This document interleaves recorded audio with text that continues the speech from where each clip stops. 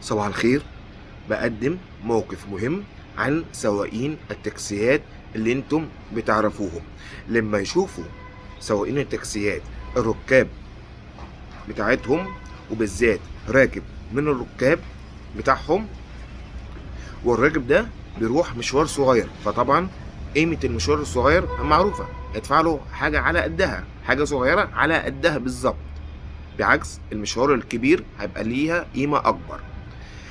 رد فعل سواق التاكس لما بيشوف الراكب اللي بيروح المشوار الصغير كالآتي: يبص له كده، معلش، انا ما يقول لي اصحابه بقى، للزمايل اللي واقفين معاه، معلش انا مش هقدر اخده يا جماعه، خدوه انتم. زمايله يردوا عليه يقولوا له ايه: هو انت ليه بتصدرنا معاه؟ اللي عليه الدور هياخده.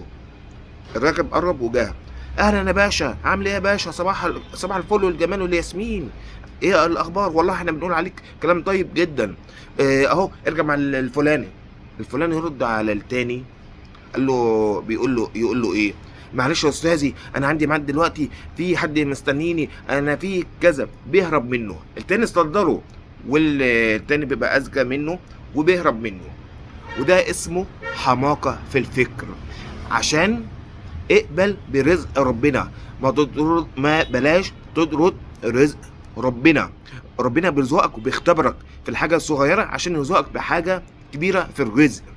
لكن انت عندك حماقة.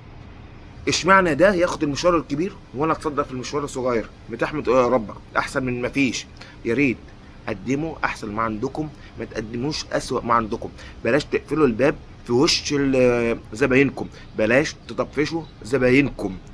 راكب المشوار الصغير وراكب المشوار الكبير لما هيشوفوكم كده مش هيتعاملوا معاكم تاني، وده خسارة عليكم ان محدش يتعامل معاكم تاني.